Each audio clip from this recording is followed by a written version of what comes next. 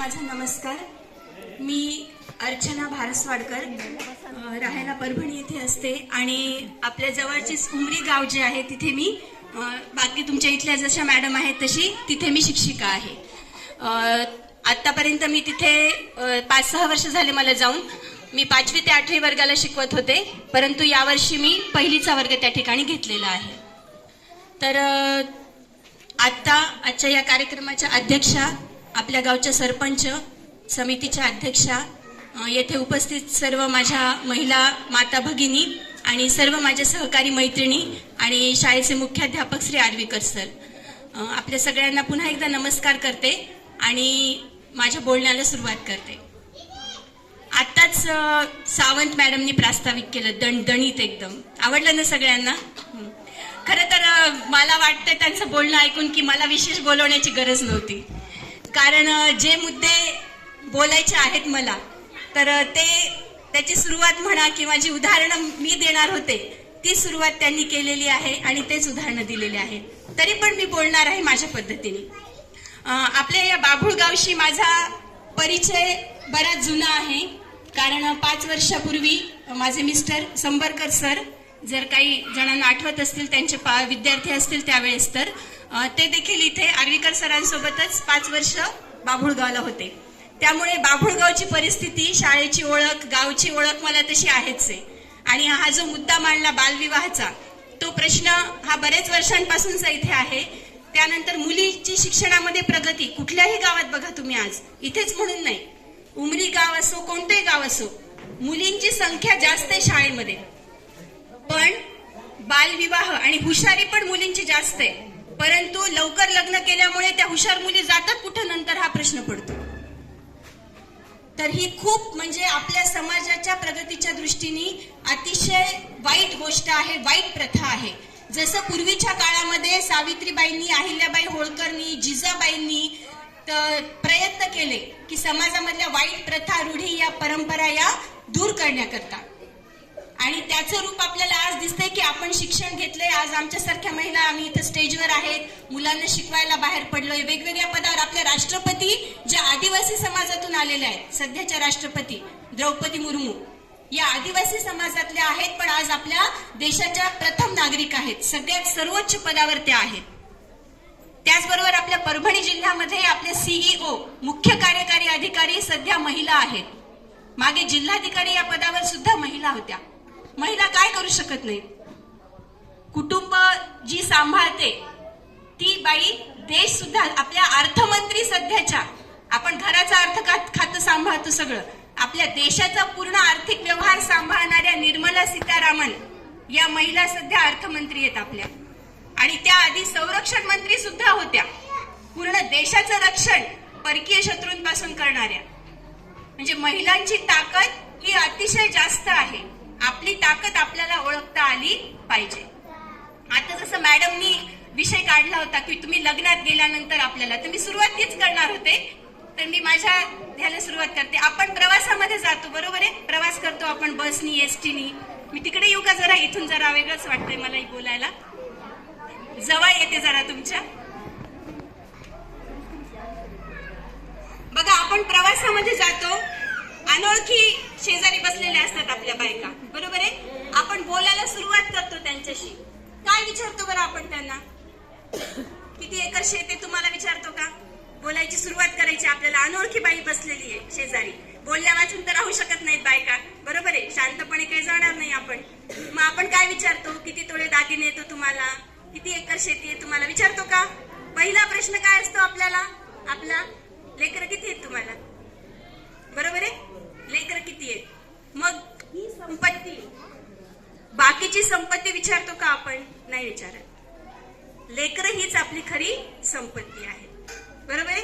जी किती दागिन्याने मढलेली बाई असेल आणि जर लेकराच्या बाबतीत जर तिचा काही अनुभव वाईट असेल, तर ती बाई, तिच्या चेहऱ्यावर तुम्हाला हास्य किंवा समाधान दिसणार नाही, बरोबर आहे.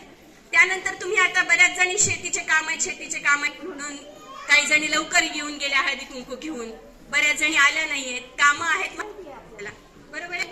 आता सध्या कोणतं गहू असेल नाही का, आणि हरभरा काढायला आला असेल, बरोबर आहे. मग काय तू परत परत रोज उठून शेतामध्ये? एकदा बियाणं फेकून आलो की आपण काय करायचंय? आहे का गरज जायची रोज? वाढते ना त्याचं ते रोग, त्याच्या वेळेनुसार वाढणारच आहे, ते येणारच आहे. काय गरज आहे जायची रोज उठून? कशासाठी जाता तुम्ही सांगा बरं? कोण सांगते? आता बी पेरलं तुम्ही, कशासाठी जाता? वाळून जाईल ना, त्याला नाही पाणी द्यायला गेल्या. अजून आणि जून मध्ये पण आपण काय करतो? पाऊस पडला की डायरेक्ट शेतामध्ये?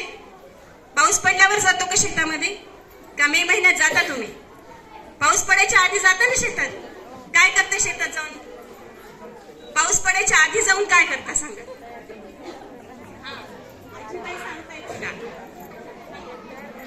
काड्यामुळे येते तो, पराठे येते तो, दोन येते. ती जमीन साफसूफ करता, बरोबर आहे? नांगरण्यापूर्वी त्याची मशागत करतो आपण, नांगरतो आणि नंतर पाऊस पडल्यावर जमीन भिजल्यावर मग बी पेरतो, बरोबर आहे? म्हणजे बी ते पीक लावायच्या आधी पूर्व तयारी करतो आपण, बरोबर आहे? लेकरू शाळेत घालायच्या आधी, ते बी पेरायच्या आधी काय पूर्व तयारी करता तुम्ही सांगा बरं मला? त्या लेकराचं ते बीज चांगलं निपजावं, वाढावं, याच्यासाठी तुम्ही शाळेत घालण्याच्या आधी काय पूर्व तयारी करता? अंगणवाडी ताई पण आहे तिथं बसलेल्या, तुमचा अनुभव सांगा. अंगणवाडीमध्ये रेग्युलर पाठवतात मुलांना? पाठवलं तरी खाऊ खाण्यापुरतं पाठवतात आणि शेतात जायचं म्हणून लवकर घेऊन जातात. अंगणवाडी खाऊ खाण्यासाठी आहे का? आपण घरी स्वयंपाक करत नाही? लेकरांना खाऊ घालत नाही आपण? कशासाठी आहे? सरकारचा कितीतरी टक्के पैसा हा शिक्षणावर खर्च होत असतो आणि तो पैसा सरकार खर्च करतं ते त्यांच्या तिजोरीतून करतं का स्वतःच्या खिशातून करतात का? ते आपण जे टॅक्स भरतो वेगवेगळे, तोच पैसा सरकार आपल्यावर खर्च करत असतं, बरोबर आहे? जे शाळेमध्ये काही सुविधा मिळतात, आपल्या लेकरांसाठी केलं जातं, मग तुमचं एवढं मोठं बीज जे तुम्हाला मोठं झाल्यावर फळ देणार आहे, त्याला तुम्ही वाऱ्यावर सोडून देता आणि त्या शेतातल्या पिकाकडे लक्ष देता. तुम्ही बाभळीचं बी पेरलं आणि मोठं झाल्यावर झाड त्याच्या खाली बसून म्हणाल, अरे आंबे कसे मिळणार मला? किती वर्ष झाले मी एवढं त्याला खत पाणी घालायलो, आंबे कसे येईल? गोया पेल बबूल का आम कहा से पाय, बरोबर आहे का? तुम्ही जे पेरलं तेच उगवते. तुम्ही गहू लावला आणि ज्वारीचं पीक आलं, असं झालंय का कधी? होते कधी? तुम्ही लिंबू लावलं, त्याच्याच जातीतलं मोसंबी पण उगवत नाही, लिंबच लागणार त्या झाडाला. तुम्ही जे पेराल तेच उगवणार आहे. त्याच्यामुळे थोडासा वेळ, आणि आईलाच का बरं ही जबाबदारी, बायकांनाच का बरं सांगण्यात येतंय हे? कारण जास्तीत जास्त काळ लेकरू कुणाजवळ असतं? आईजवळ असतं. जन्म देण्याची एवढी नैसर्गिक मोठी जबाबदारी निसर्गानेच स्त्रीवर टाकलेली आहे. आणि तुम्हाला माहितीये, मुलीचा गर्भ अतिशय चिवट असतो बघा. आपल्यातल्या क्षमता आपल्यालाच माहित नसतात. पोराचा गर्भ लवकर पडतो, नाजूक असतो, काळजी घ्यावी लागते. मुलीचा गर्भ लवकर पडत नाही, बरोबर आहे? चिवटपणा हा मुळातच आहे बाईच्या अंगामध्ये. काही नापिकी झाली, कर्ज झालं, पुरुष हातबल होतात लवकर, बरोबर आहे? व्यसनांच्या मागे लागतात, आत्महत्या करतात. एका तरी शेतकरी महिलेने आत्महत्या केली आहे का आजपर्यंत? ऐकलंय तुम्ही पेपरमध्ये? किंवा तो शेतकरी, तो माणूस तरी केली आत्महत्या जरी, तरी त्या बाईवर किती जबाबदारी वाढती? लेकरं असतात, सासू सासरे असतात, म्हातारे, तरी ती बाई आत्महत्या करते का? ऐकलंय कधी आतापर्यंत? उलट जबाबदारीने सगळं काम करून ती लेकरांना सांभाळते, सासू सासऱ्यांना सांभाळते आणि कर्ज सुद्धा फेडते. इतकी ताकद आहे बाईमध्ये. आणि ती ताकद वाढेल केव्हा? शिक्षण घेतल्याने ती ताकद अजून वाढते.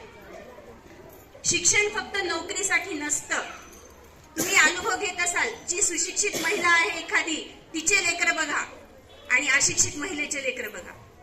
तुम्हाला राहण्यामध्ये, त्यांच्या आरोग्यामध्ये, त्यांच्या वागण्यामध्ये खूप फरक दिसेल. आपण जिजाबाईचं नाव घेतो, का घेतो? जिजाबाई कोणत्या शाळेत गेल्या होत्या? तेव्हा